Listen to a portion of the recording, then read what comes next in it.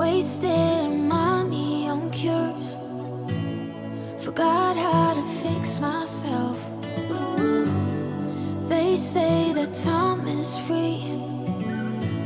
Then why is it so precious? Oh, I'll save memories in my head, like Polaroids on walls. They remind you to look ahead.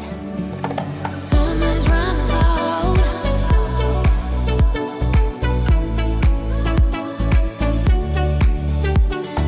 Time is running out.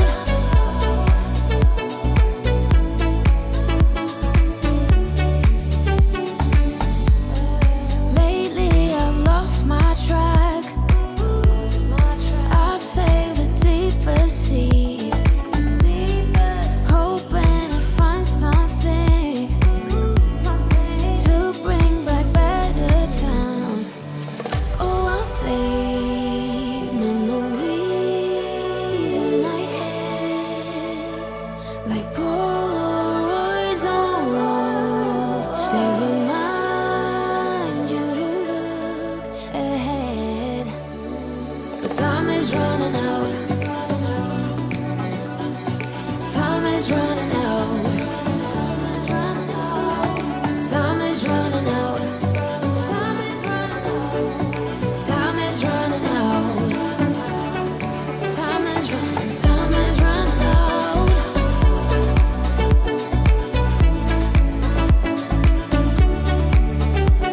But time is running out.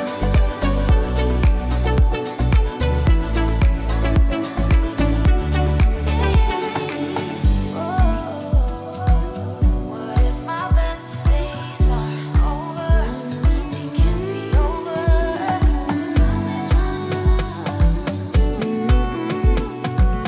They can't be over now. Time is running out. What if my best days are over? They can't be over now. Time is running out. Time is running out.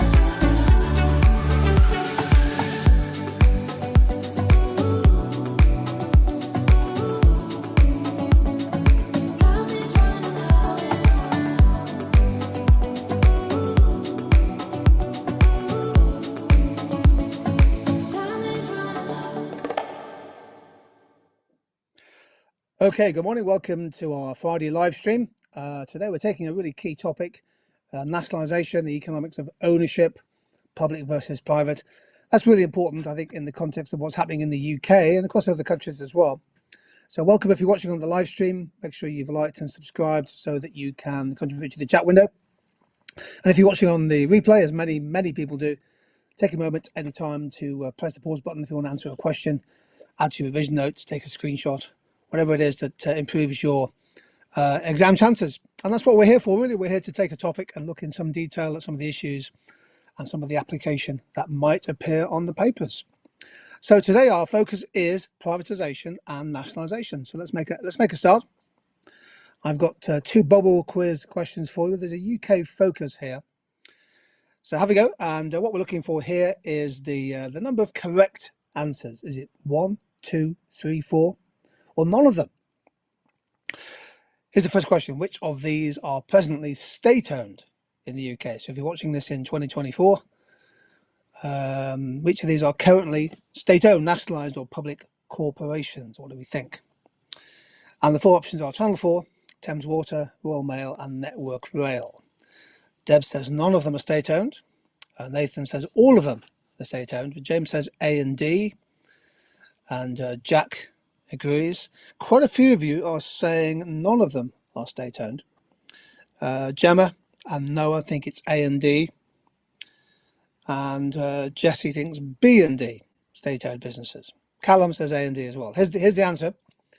The answer is A and D. Channel 4 is publicly owned. It makes most of its revenue from advertising and sponsorship of programs, but it's actually state-owned. And there was a proposal to privatise it. The Tories proposed that last year. That was quickly put on the back burner.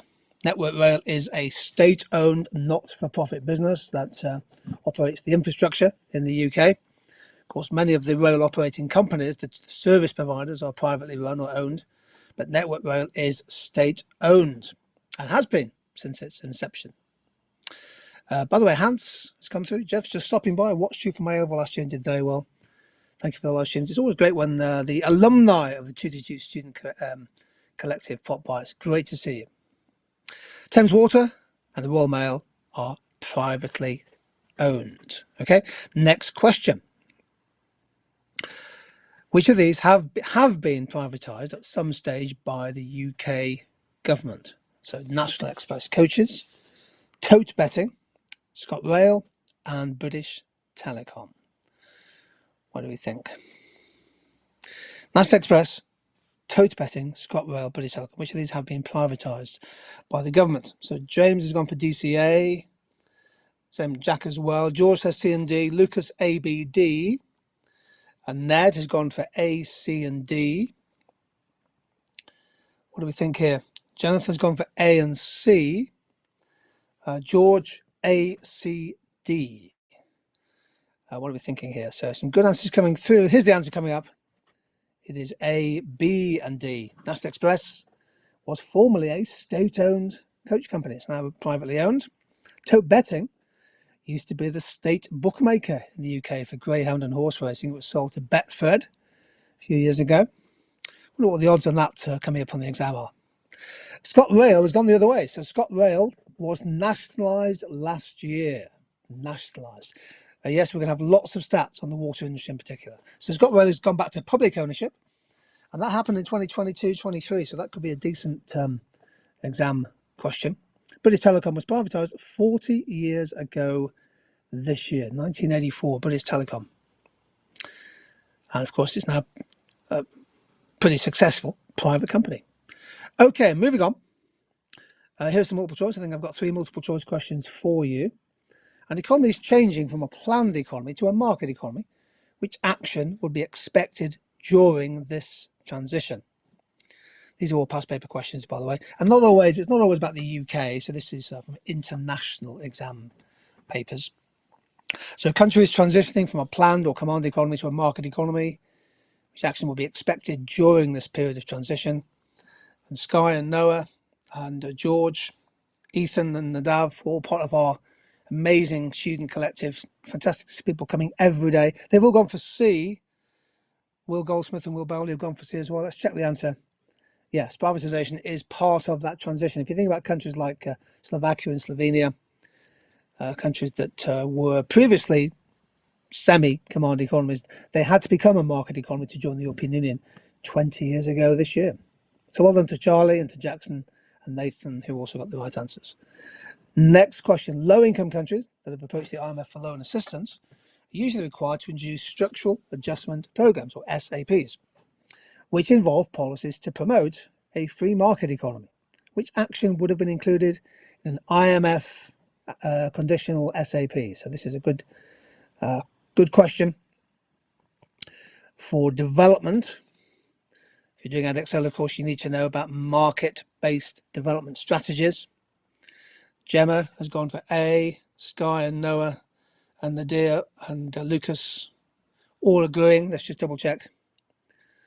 Yes, deregulation of financial markets. So taking away things like monopoly, state-run monopolies in the farming sector, that kind of stuff. Good stuff. And final question, number 3. What will definitely stop following the nationalisation of an industry? What will definitely stop? I've even put that in red bold for you. Following the nationalisation of an industry. Let's take a country that moves its private telecoms firm back into state ownership. What do we think on this one? Thank you for the answers coming through as always. Great to see the answers flowing in. And most of you choosing A. Let's double check. Indeed. So the industry shareholders, be they private equity or public traded company, the dividends instead would flow direct to the government if they're making a profit. Of course, you could make a case for saying they're stakeholders rather than shareholders. Great stuff. Right, let's get into the meat of today's session. I think this is one of our most important revision sessions. We've done, well, we've done over 20 now. And we've got another 5 lined up for next week on some great topics. So why is privatisation different from deregulation? A lot of students think it's the same thing. It's not. Have a go. So privatisation is different from deregulation. It's super important you understand the difference. They're not the same. They often accompany each other. And you give an example of each, maybe from a UK context.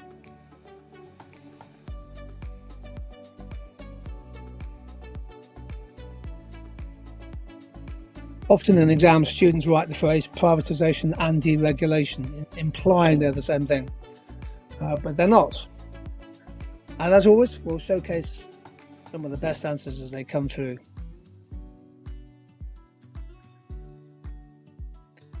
So James there talking about ownership change. G9 coming in with things like removing red tape to encourage competition in the market. That's deregulation. Good.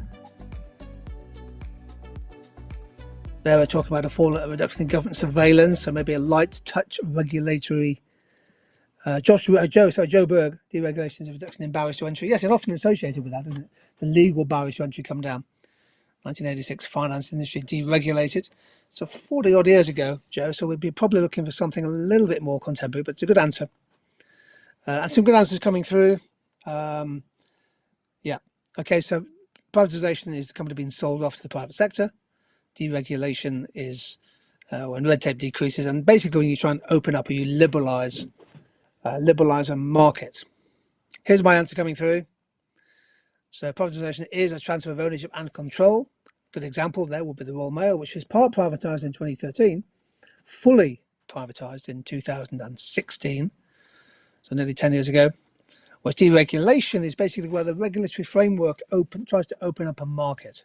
And a really good example is in postal or parcel services. So the Royal Mail was still state-owned when they deregulated the market and they took away their legal monopoly on delivering letters.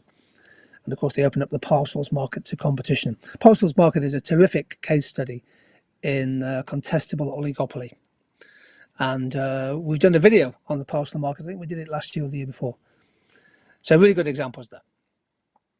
Well, of course they're good. I wrote them. Now, the next question, what is meant by regulatory capture, which is a form of regulatory failure and government failure? Now, can you give me a definition and maybe an example? This is super important. Have a go.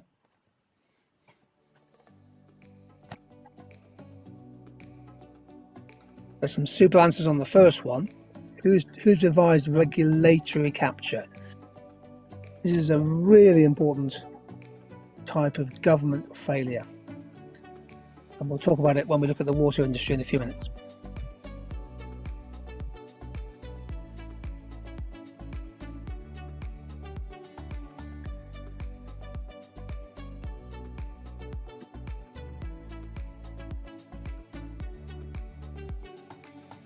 I think Lucas has got a good answer there. Yes, hinting there at some bias, sympathies, personal ties with owners and bosses.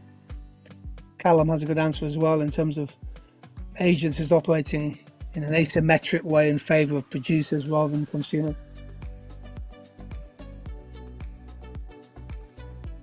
Some great answers coming through.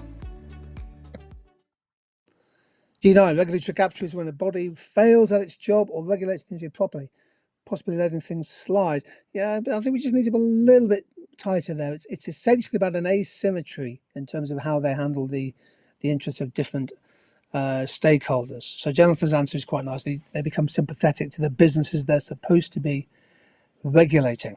Okay, supposed to be regulating. Yeah, so EE, welcome to you. You're talking about Ofwat not forcing water companies to invest more of their profits. Good example, good application. Superb stuff. Now, I know some of you are watching this lesson, this live stream live in lessons. So if you are doing that, fantastic. And hat tip to your teachers for allowing it. Yeah, so here we go. This happens when the government agency operates in favour of suppliers rather than consumers. It's also known as cronyism or capture. So the regulators may get captured. In the context of water, they might set pretty generous rates of return, price capping systems. They might only impose low fines for illegal emissions of sewage. They set generous performance targets. And as many people have said in the answers, keep an eye on the chat window, by there's some great answers coming through. Oftentimes, regulatory agency staff may themselves have been previously employed by the firms they're supposed to be scrutinising. If you've ever seen the film The Big Short, there's that terrific interview or scene where Mark Baum goes to interview somebody from Standard & Poor's. And there's some great scenes. Essentially, a lot of the genesis of the financial crisis came from complex, multi-layered regulatory failure. Often people work for investment banks and then go work for the regulators, or vice versa. Oh, the shrimp, by the way, is in the building. It says, "Hi, Geoff, sorry I'm late. He's just got back from a run." I love the fact that people run and they do their ironing and their shopping, and it's absolutely fantastic. I also want to give a big shout out to the Snap Bandit, one of our greatest students this year, who yesterday got an offer from LSE. So we're all super, super excited. Now the hard work starts. Right, let's look at water. Now take a moment here. We're gonna, if it's okay with you, I just want to go through with you the back story before we look at the arguments for and against. A lot of students think this is going to come up in the exam. I don't know. If it does, great. But it could be something else. It could be rail, it could be another country. But there is an enormous debate about the water and sewerage sector. In the UK, Scotland and Northern Ireland, they are nationalised. So it's England and Wales that we're talking about. So waste and wastewater, sewage was privatised late 80s, early 90s. And so the government privatised and established essentially a series of regional monopolies, 16 of them. And in fact, there's some data since 91 to 2023, they've paid out nearly £80 billion in dividends, which is half what they spent on infrastructure investment over the last 30 years. So there's a big issue in terms of whether or not we should re-nationalise the water sector and move to a sort of Scottish Northern Ireland system. The next slide just takes you through some of the details. Let me just quickly give you a bit of a feel and a flavour. So for example, Thames Water is the biggest regional water company if you look at revenues. So it's £2 billion business, and obviously you've got Severn Trent. My favourite, of course, Yorkshire Water and Northumberland Water. Just tastes better. So there's the revenue. The next slide shows the average water bills. Now these are regulated, of course. The percentage increase is essentially capped by the regulator, but they've increased quite a bit from 2021 to 24, and of course Thames Water and other companies are asking for significant real terms increases in average water bills in the years to come. Keep in mind that's an average bill. If you have a water meter and a large family, you'll probably end up paying a lot more than that. Now the next slide again just gives some background data, just getting a feel for what the examiners might choose to write about. So this is average water usage per person per day. It's gone up, 146 compared with 139 8 years ago. The government wants to bring this down to 110 litres a day by 2030, which is quite a challenging, ambitious target. And it does depend on what appliances you use. If you look at the water used by appliance, this chart, next one, shows that bathing is by far the least efficient or most water intensive. Washing machines, dishwashers, power showers compared with electric showers, and so on and so forth. So our daily ablutions and our daily household chores use a lot of water. Okay, I just want to give a little bit of background as we head before we get to the economics. Now the next slide just gives you a feel for some of the news stories. We've already had some fines. This was 2022 on the left-hand side there. Southern Water fined for faulty equipment at pumping stations, and Thames Water now saying that they need limits to pollution fines in order to attract some more equity into the business from shareholders. Staggering. And the next slide, crucially, shows the number of times water firms discharged raw sewage, untreated sewage, into England's waterways in 2022. Now, Thames wasn't the worst, although in 2023 their record had worsened. United Utilities 69,000 times in 2022 alone. These are quite staggering numbers, particularly in the context of the protest movements set up by the likes of Fergal Sharkey They really get this. They get this issue. So this is background. Louis, are we going to go through the positives and negatives? Yes, we are. I just want to give you some background because you can't really write an answer unless you have the background. Okay.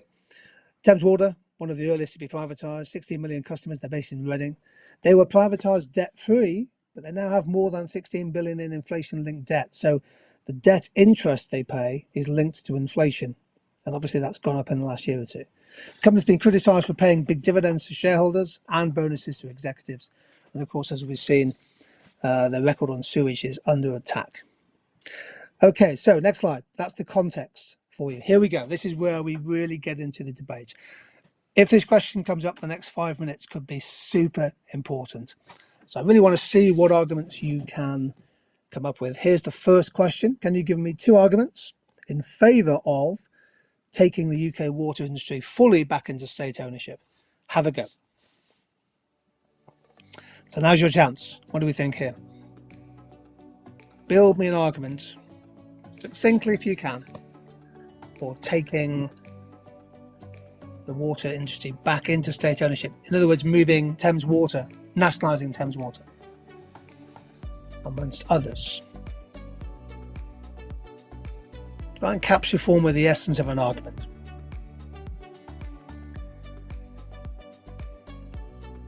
What we're looking for here is the use of concepts and ideas. This is what's going to get you the A and the A star.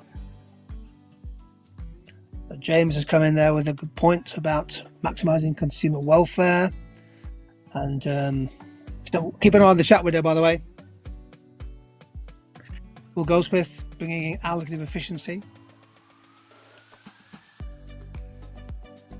James Ricketts, government will prioritise waste management more than competitive firms. Wow, these answers are really flowing now. Fantastic. Let's keep these going. We'll showcase a few more. So Will Bowley, supernormal profits can be reinvested back into improving water pumping stations so they don't pollute as much rather than paying shareholder dividends.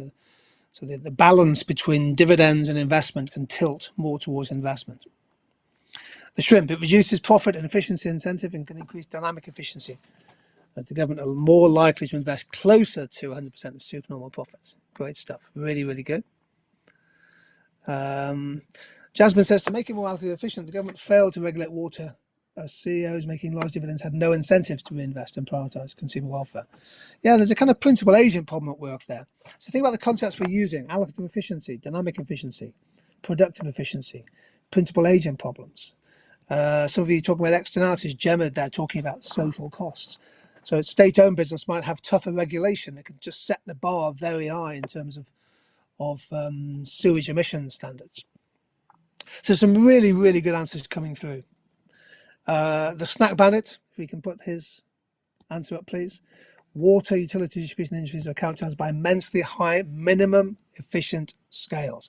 Now, this is what I want to see because we're going to walk through together the natural monopoly diagram, suggesting that a natural state-owned monopoly might be more efficient than multiple competing firms. So there's some great stuff. Really is really good. My 2 arguments, can I take them through you? Take them through you with them. Here we go. Social equality. Industries are owned and operated by the state. The benefits, the revenues, the profits can be more evenly distributed. So, as many of you were saying, if you have state ownership, the government could impose, more equitable prices to achieve allocative efficiency, and critically, the wider use of social tariffs. Now, we have covered social tariffs in our revision sessions, so perhaps having some kind of means-tested element to some water bills for families on very low incomes, perhaps a use of social tariffs. By the way, Jennifer talks about the public sector utility might switch from profit maximisation to pricing closer to an allocative efficient price. Water bills go down for households, increasing their consumer surplus. Jennifer, that kind of answer is music to my ears because you're using efficiency, different objectives, and linking it to consumer surplus, which is a brilliant answer. My second point, and again, I'll take a moment on this, I think it's worthwhile. The funding of infrastructure as a public good. So you can take the argument that water and sewage essentially is a public good. You know, once water is treated and distributed, or sewage and wastewater is collected and treated, basically it's a public good. It has a very, very strong public good aspect to it. Now, one person's consumption doesn't really reduce the ability to for others to use it. Of course, that's not the case when we have water scarcity, when you turn off the grid to certain regions, as Cape Town found just a couple of years ago. But in normal circumstances, having a well-functioning, safe, clean water and sewage system and wastewater system is a public good. By the way, I can see a situation in 10, 15, 20 years' time, if we get a change of ownership, a change of government, where we will have a new grid. By the way, it'll be social, it'll be local grids, where we have clean water grids and wastewater grids. I mean, the technology is evolving to allow that to happen in new properties. The other key point is that if you go into state ownership, the government, in theory, can borrow more cheaply to fund the big investment needed. The government can borrow for 10 years at 4%, 20 years at 3%. Can borrow for 40 years at, let's say, 3.5%, 4%. So, and no private sector company can borrow that cheaply. There we go. There's two arguments in favour of state ownership. Now, over to you. Valuation, please. Can you justify for me keeping the water industry as private utilities? Have a go.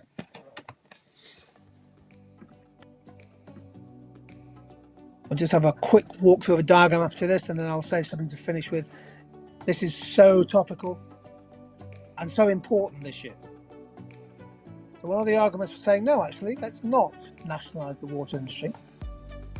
Let's keep the water industry in the private sector. Great answer there from Jamie.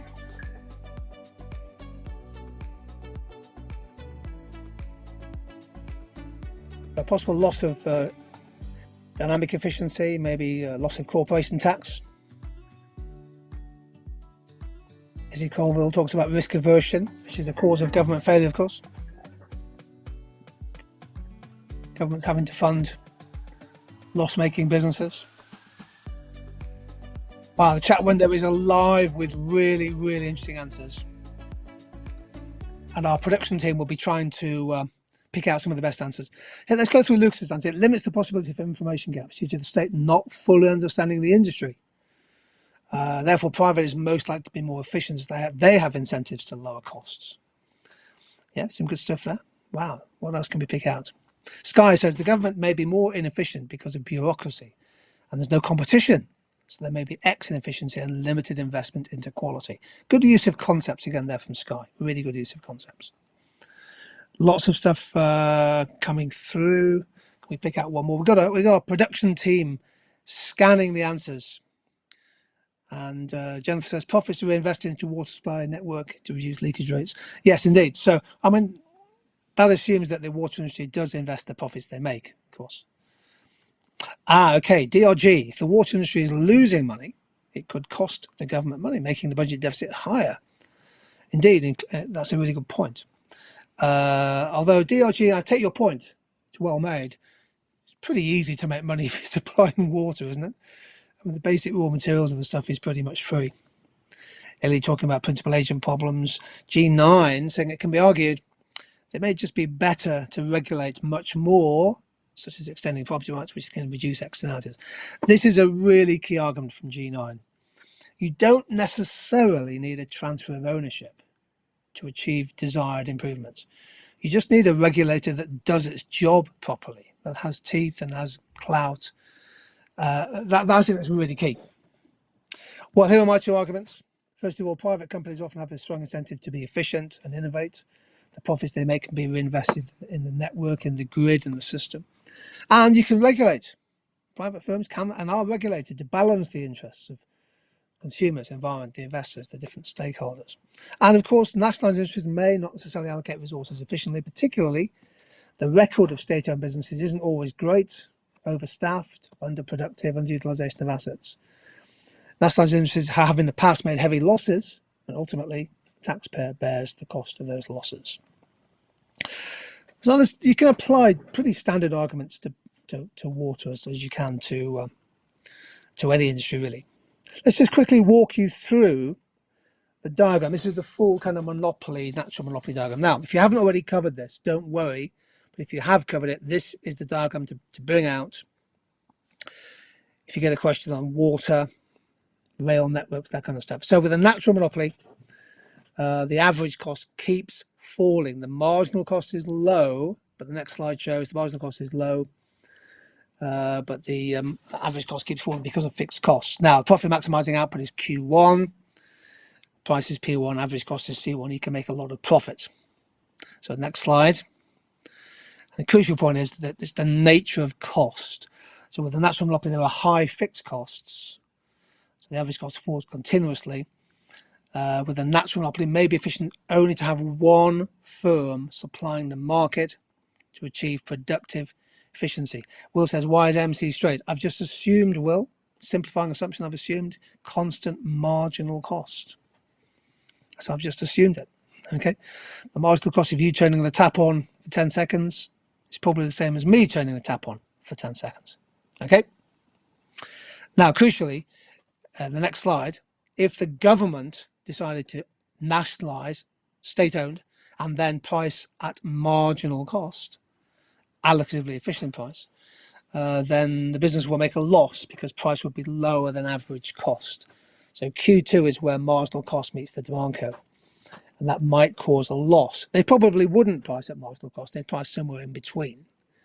And of course, if they price at marginal cost, if you have very, very cheap water bills, you are going to get overconsumption of water because people are not paying the price that they really should be paying. But the next slide shows the shaded area if you priced at marginal cost.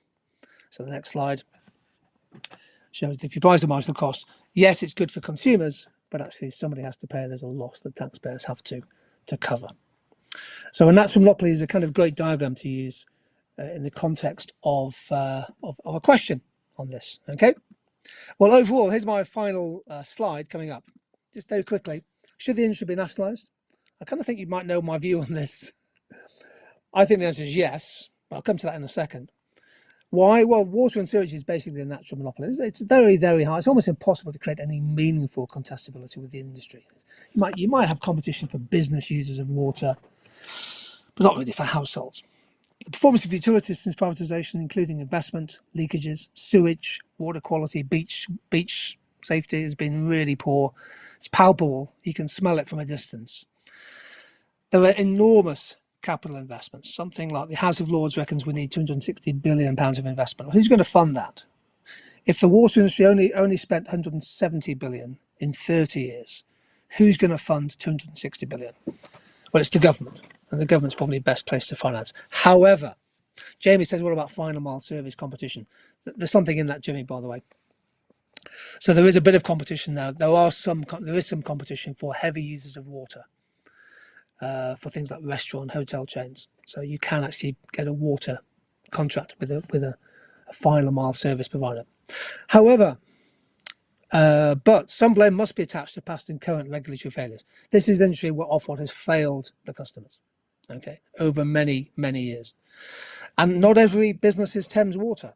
Some water companies, Yorkshire Water, Welsh Water, Northumberland Water, they've done much better in keeping costs and bills low and investing. Without the discipline of Shell and stock markets, there's a risk, as many of you said in your answers, of exit inefficiency due to lack of competition. And the point I want to finish with is that sewage doesn't stop with nationalisation. Transferring ownership doesn't stop a lot of shit thousands of times every year entering our rivers and tributaries and hitting the beaches. Okay, £260 billion. Keep that stat in mind. House of Lords Select Committee report, which I read, £260 billion needed to clean up our beaches, clean up our rivers, and give the UK the kind of water network that it needs. A modern economy, by the way. Will says, Geoff, could we see a 25 marker solely on the case for nationalisation? Yes. Assess the arguments for nationalising the UK water industry. 25 marks. Bang. Or an industry of your choice. Rail, water, whatever. Okay. So 2060, put that in context, by the way. That's about 10% of GDP. So that is a significant amount. And there's no magic money tree anymore. But of course, it has to be. We spent £80 billion on furlough, and we spent over £200 billion on the fuel subsidies during the cost of living crisis. So anyway, Of course, long-term investment creates jobs. As a Keynesian economist, what do you think? Post your answers in the chat window. As a Keynesian economist, you have to think about the consequences of not investing this money. So my argument would be that we need nationalisation, but it might have to be smart nationalisation, taking some of the water utilities into public purpose companies and seeing how it goes. By the way, this is happening on the rail network. So LNER is now nationalised. South East Trains has been nationalised. When companies can't continue to run their service, the government takes them into public ownership. It's called nationalisation by stealth. There we go. I said we'd just do half an hour today on privatisation and nationalisation. Some great answers coming through. This is one of the kind of big topics. Can we give a shout out to Miss Danson for streaming this live in lessons? I'm very, very happy to give a shout out to Miss Danson, one of our amazing community of economics teachers who does such a great job helping students, supporting students as we get into the last 10 days. By the way, keep asking for help from us, from your teachers, from your friends. Don't revise alone. This is very much a collaborative venture, and we love having the student community comes together every day at 11:30. We're at the intersection of teaching and individual learning, and we love it. So next week we've got 5 sessions. Let me just quickly, I've even got it right this time. Next week we're having Monday, development policies, market interventionist. Tuesday, government failure. Wednesday, schools of thought, Keynesian, neoclassical and Austrian. Thursday, costs and revenues and profits in different industries. And then Friday, this is our last session before the exams kick in, European Union economics, EU economics, controversial. Wow, a big shout out to all the teachers. So Miss Solomon, who's putting this live stream in the classroom, okay? And it was great to see you in Westfield. Jack says, the head's looking extra shiny today, Geoff. Well, I do like to make a difference. Personal grooming is super important. Yeah, it really is quite important. All the best to you, everybody. Have a great weekend. Thanks for joining in. As always, we don't take it for granted that you're here. Stay happy, stay healthy, stay positive, and stay curious. And see you sometime soon.